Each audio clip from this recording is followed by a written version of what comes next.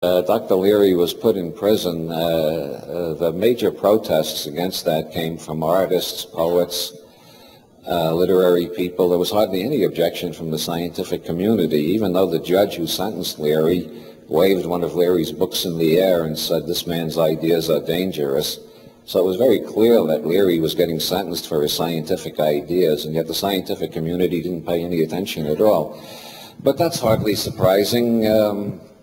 Tim told me once that it was a turning point in his life when the books of Wilhelm Reich were burned in an incinerator in New York in 1957. I don't know how many people here are old enough to even remember that. It was a turning point in my life, too. It actually happened even before they started testing, even before they started testing urine. They seized all the books of Dr. Wilhelm Reich from the Orgone Institute Press, which published them. They took all the books, put them in a garbage truck, drove them to an incinerator, and burned them. Then they went up to Reich's laboratory in Rangeley and smashed all of his scientific instruments with axes. And the total protest from the scientific community at that time amounted to 18 psychiatrists who signed a petition protesting against it. That changed, Tim told me, that changed his whole attitude towards the psychiatric and psychological professions. And I think it changed my attitude, too. That's another one of the crimes I've committed in my long and disgraceful life. I was sitting in an orgone box when that was illegal. The government declared that the orgone box was a dangerous consciousness-altering instrument. Or, no, actually they claimed that the orgone box didn't work, so therefore you shouldn't sit in it because something bad might happen to you because it didn't work.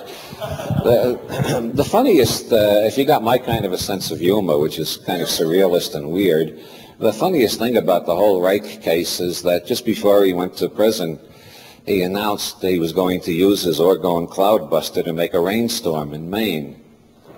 And he turned his orgone cloudbuster on the clouds and rain came. And the total response from the scientific community to that has been to repeat for the last 30 years, it was only a coincidence, it was only a coincidence, it was only a coincidence.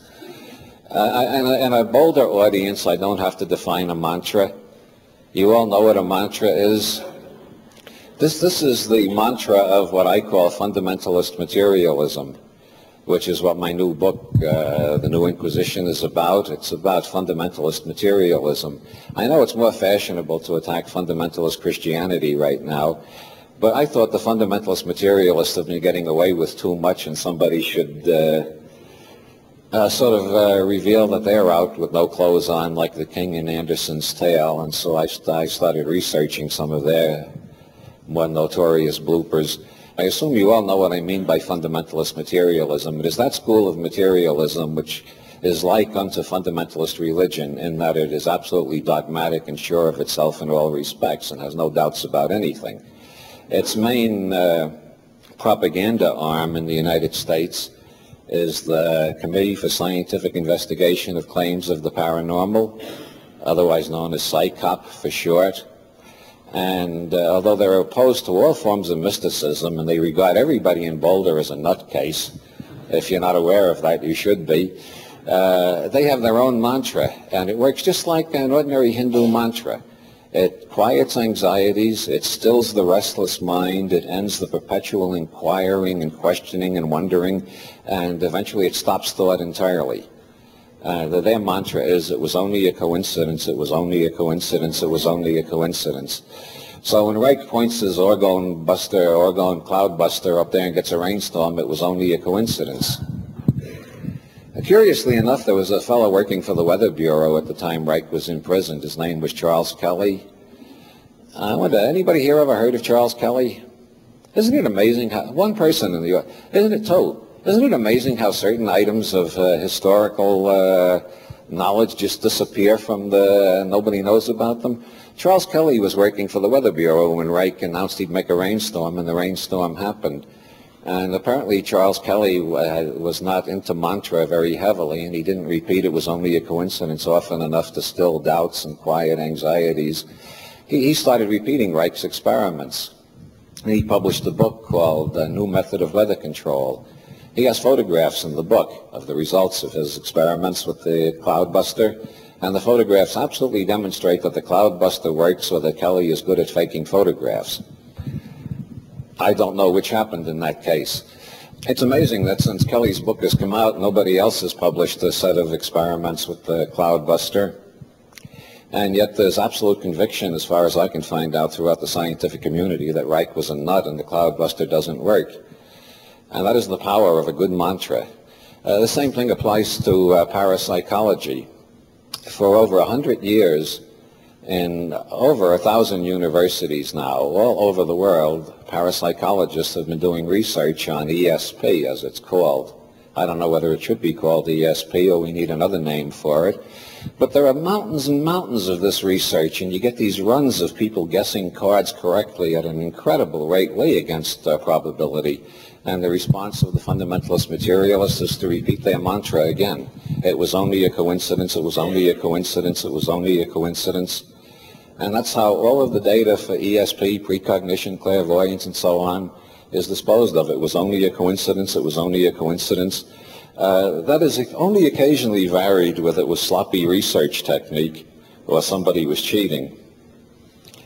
James Randi, who's one of the leading spokes entities for PsyCop, I say spokes entities to avoid human chauvinism. I don't want to say spokesperson, because there's too much human chauvinism going around these days anyway. James Randi keeps insisting that the scientists at Stanford Research Institute who tested Uri Geller must have been collaborating with Geller to fake the results. That's an extreme position. Randi is not entirely typical. The general response throughout PsyCop is just to repeat the mantra. It was only a coincidence, it was only a coincidence, it was only a coincidence. In Ireland, in Kerry, there's a reported 6-foot rabbit that hides behind trees and only comes out around midnight. This rabbit is called the puka.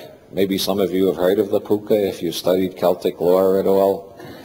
Puka, it comes from the same Indo-European root that we get the word God, by the way.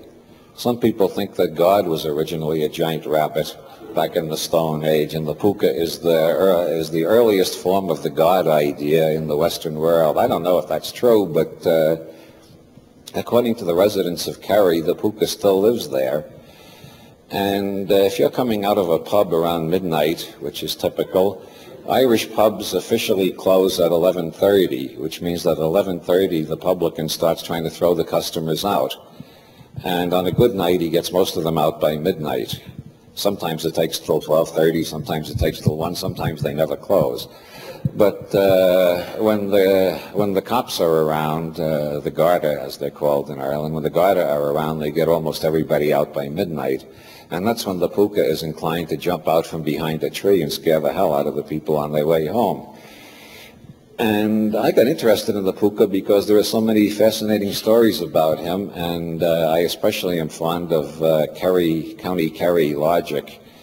I heard a County Kerry farmer being interviewed on Irish radio, and the interviewer, a Dublin University man, asked him, "Do you believe in the puka?"